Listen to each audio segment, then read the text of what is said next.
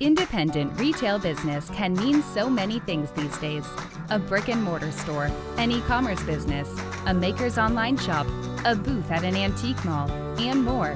No matter which category you're in, Kathy Cruz, a fellow retail business owner and retail educator, will teach you how to market and manage your business efficiently so you can spend time doing other things you love. Welcome to the Savvy Shopkeeper Podcast. Welcome to episode 13 of the Savvy Shopkeeper Retail Podcast. What made 2019 successful for independent retailers? I'm your host, Kathy Cruz. Let me start by first saying that this episode is the first episode of season 2. And after a 4-week break, which I really needed, we all deserve breaks, right? I can genuinely say that I missed recording this podcast, so I'm happy to dive back in.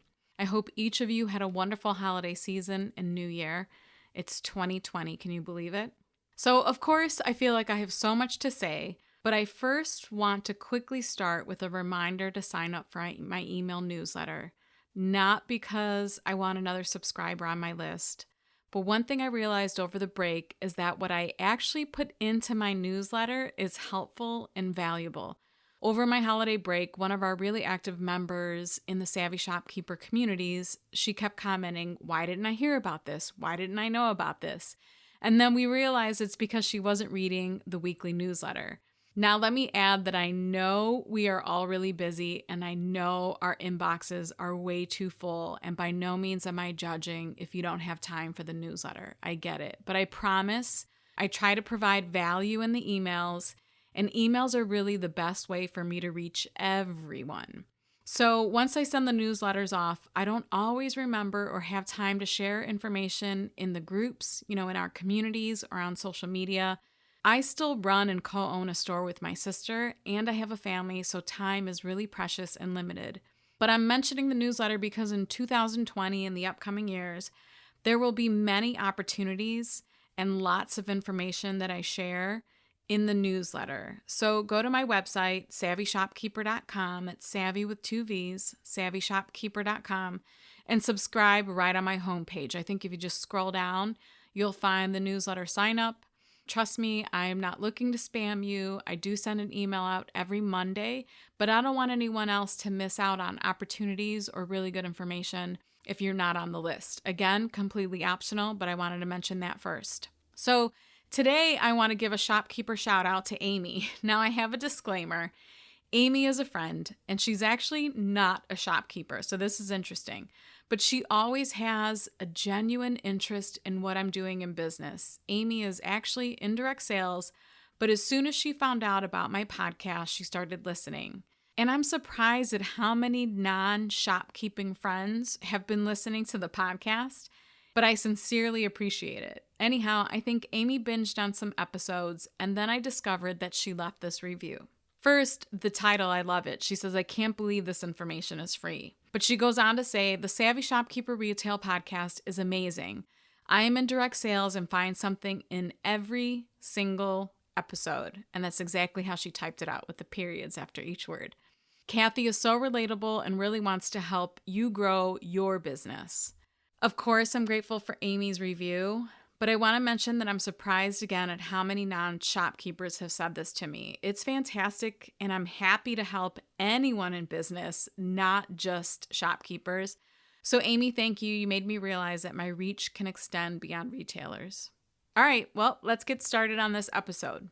I feel like this episode's a little bit special, but I decided to ask members of the Savvy Shopkeepers Facebook group community to share the one thing that helped make their business successful in 2019. What better way to learn than from each other, right? So I will have each and every one of these women and their businesses linked in the show notes so you can find and follow them. I think some of the links might be Facebook pages, some might be Instagram pages, some might be websites, but in one way or another, we'll link their businesses in the show notes. So let's get started because this is going to be really, really good. Okay, so the first thing that helped members succeed in 2019, well, let's talk about the women who did it scared. Rachel of Rachel Alvarez Art, she's also known as the Naptime Artist, she said, "Taking on things that scared me. Sounds silly, but a collaboration project I almost said no to nearly prevented me from developing a new item for my own shop that sold out 3 times during the holiday rush. Together, the wholesale side and retail part of that accounted for 15% of my total revenue. Tammy of the Red Dresser Marketplace said, moving our vintage and makers market from a local farm to a community fairgrounds. We doubled our vendors and tripled our shoppers. It was a super hard decision to move, but so worth it. So I just want to give a special shout out to these ladies for taking a leap of faith. I'm sure they were both very afraid to do these and make these decisions, but they did it, and then they found it was super successful for them. So shout out to those 2 ladies. Okay, the next thing that made 2019 successful for a shopkeeper was building a strong sales team. I think many shopkeepers underestimate the value of selling. Kathy of Pineapple on Main said, hiring and training a high-performing sales team. That's what helped make her successful in 2019. And I just want to add that this is extremely helpful if you have more than one location like Kathy does. You need to be able to walk away knowing your team will sell and serve well while you aren't around. And I'm sure it was a relief knowing that her business was running well. At least the one location that she wasn't at was running well, so she could focus on the second location. The next thing that made someone successful in 2019 was adding a wholesale category to their website, or I should say a wholesale shop to their website. Tracy of Melmarie Skincare said, adding the wholesale side to our website, the bath and category on Fair has been full forever, so I can't get in. So I decided to build my own website for people to order directly from me. Now, instead of sending people to another website to purchase wholesale, they can shop directly from me. And I have to say, this is such a smart move. For makers, it makes sense to sell on platforms that will bring you more exposure, like Etsy, Fair, Tundra, all of those. But it's actually really smart to have your own website and to have the ability where brick and mortar store owners can come to your website and order wholesale directly from you. In the end, business is business. It's great to get orders, but if you can increase your profit margins in any way and sell directly on your own website, it's a really smart move. Okay, next on the list was Instagram. I know some of you are afraid of Instagram, so I'm going to try to help you embrace Instagram in 2020. But let me start with Maureen of the Collab.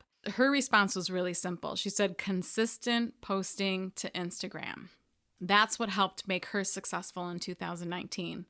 I want to add that Maureen also runs a handmade business and a holiday pop-up shop. So she's busy marketing 3 businesses, but man, did she show up in 2019. I follow all 3 of her accounts, and she's a friend. So I know what she's doing, and her holiday pop-up shop was a huge success, and I know part of what contributed to that was her marketing effort. She showed up on Instagram and Facebook every day, but I know she put a lot of effort into Instagram. So don't underestimate the value of consistency.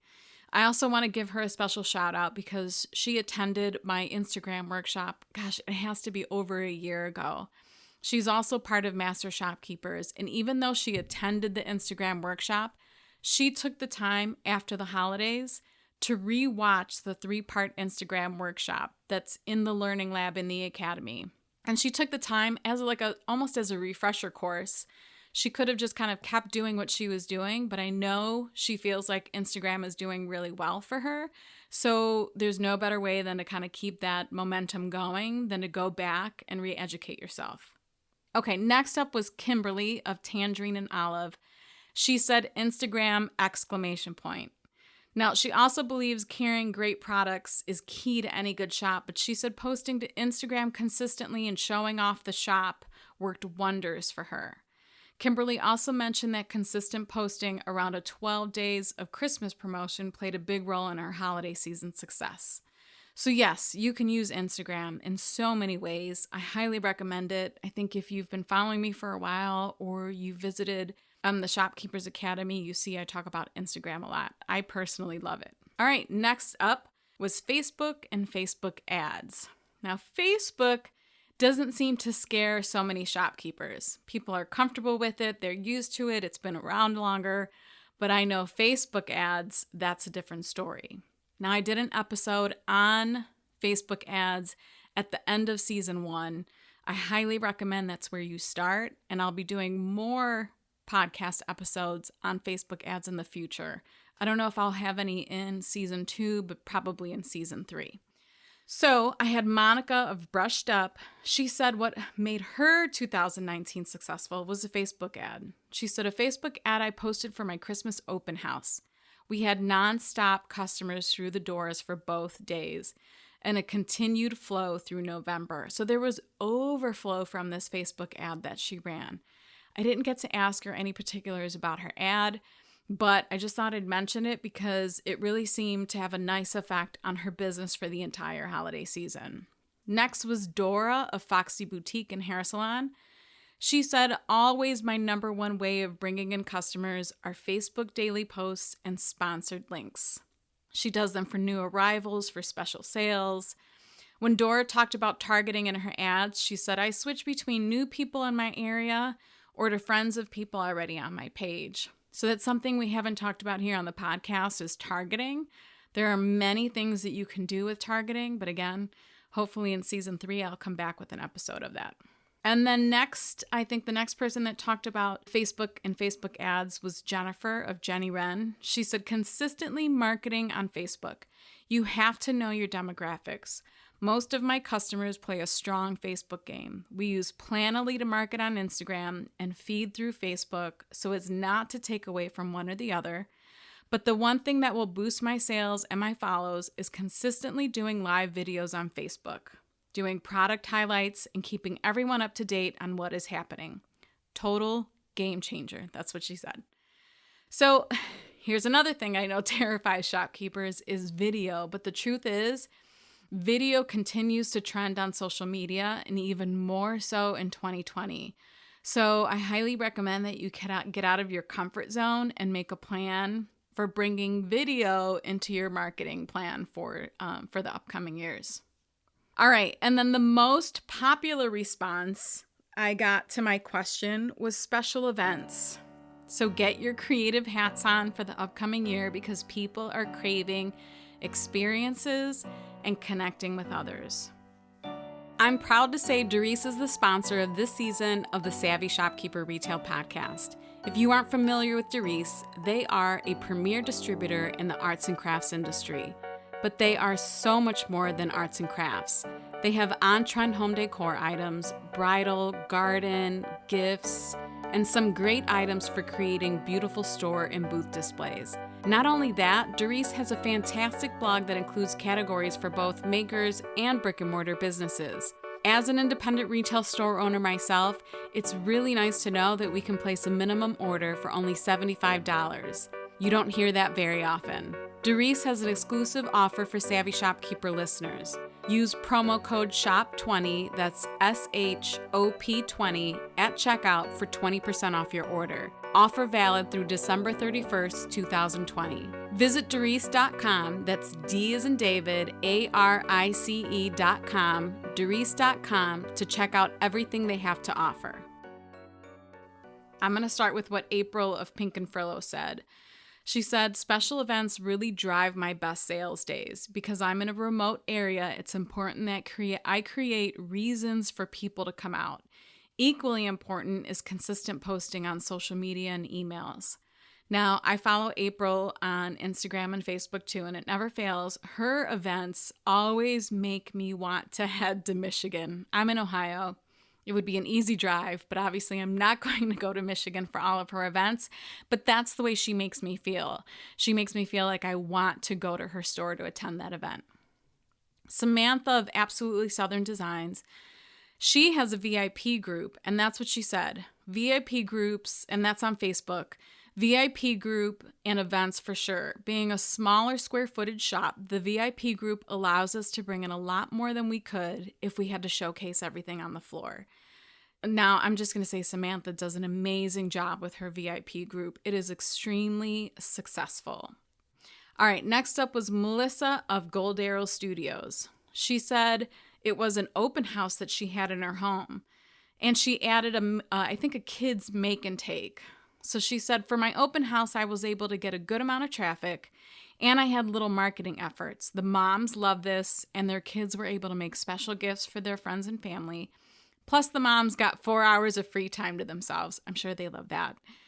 She said she even had moms asking if they could do this for birthday parties. In the end, I think it sounds like it was such a fun event. I know not everyone would open up their house for something like this, but I think Melissa's comfortable enough with her following, and she has a really big local following that she was comfortable doing it.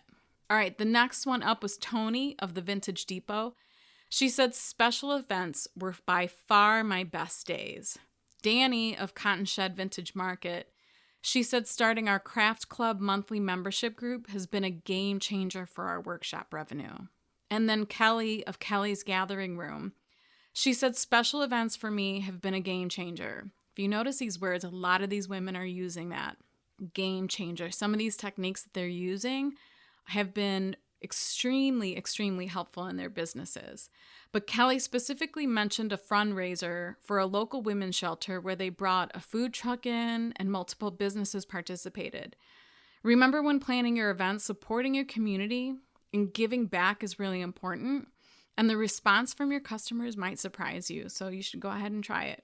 Taylor of the Turquoise Top had said, hands down, hosting more special events and letting go of expectations. I like this one because we all have things to work on. And Taylor said she had to work through perfection syndrome, and she realized she just needed to move forward with plans.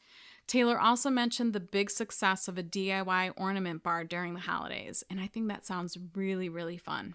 Linnea of Darling Boutique said, community events. We did a few fairs on our street with vendors, and they were a big success. Now, we all know that every community seems to be different, but if possible, get out and connect with other business owners and see what you guys can do as a community. And then Lauren of Lindenmere Market, she said having an open house the weekend before Black Friday. People were so ready to get started Christmas shopping. And I wonder too, I'm just adding this in here, I wonder if it's because Thanksgiving came so late, but people were anxious to get out and kind of get that ball rolling. She said, I didn't have to compete with any other retailers the same day, and it took the pressure to hit certain numbers off for Black Friday weekend. It's a smart decision, right? And then Candace of In the Pines, she said, DIY parties have been a huge game changer. There's the game changer again for my business. It's what has allowed me to lease a space, and I'm opening a studio shop next month. Congrats, Candace. That's awesome. So clearly, special events and workshops were a big reason many of the shopkeepers found success in 2019. And I just want to note that. The next reason that made someone's business successful was something so simple. We sometimes forget about it, but it's extremely important because this is what differentiates us from big box stores. It's customer service.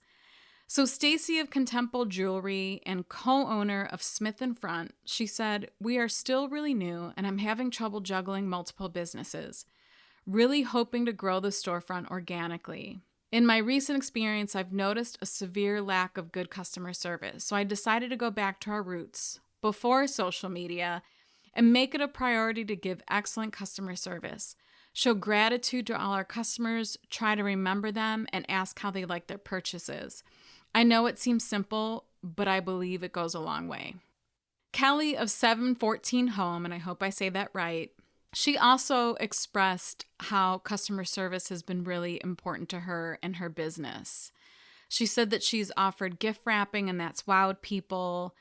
She's offered delivery of some small items if a customer was in a hurry. She followed up in Messenger if someone told her a sad story or something that they experienced and she wanted to check up on them.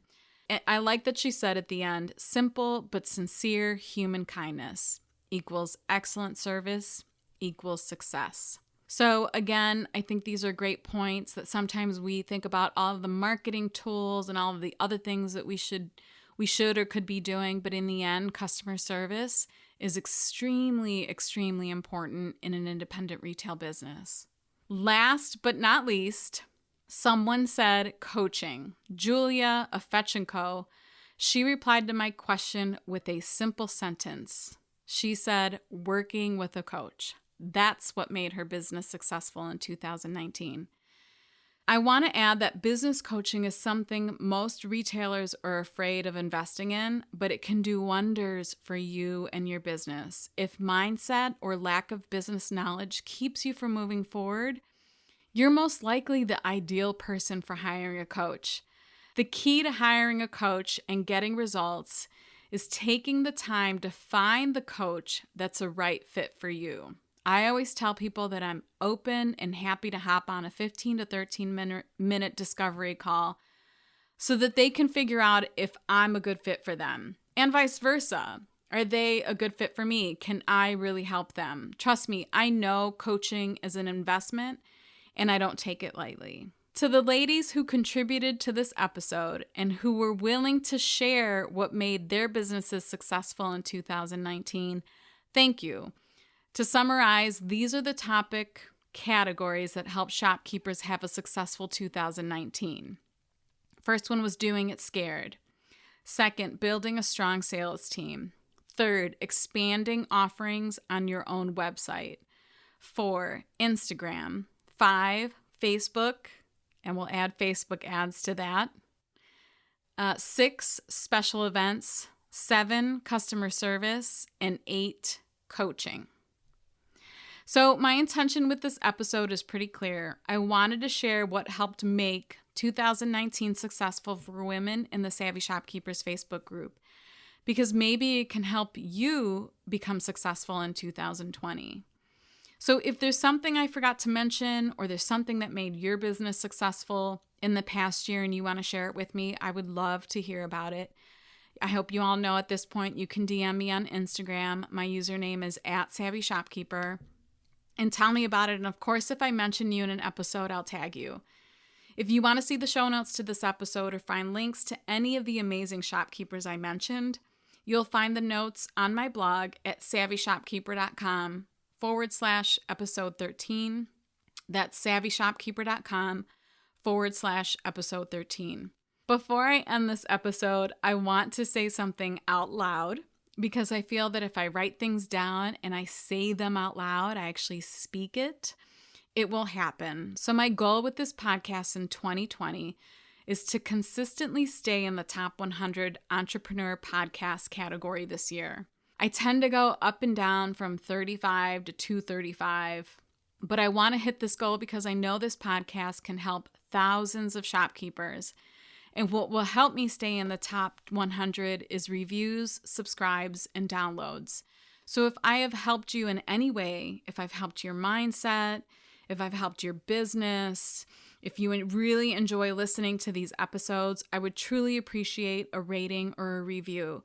You can do this directly in the app where you listen to this podcast. And I hope you know how much I would appreciate it. I really would. So I am happy to be back. I'm looking forward to recording the next 11 episodes in season 2. I have a really good lineup. So thanks again for coming back in and listening.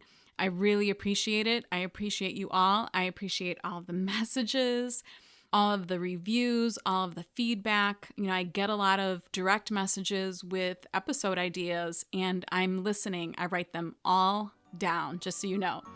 So again, thank you for being here. And until the next episode, be savvy and boss up.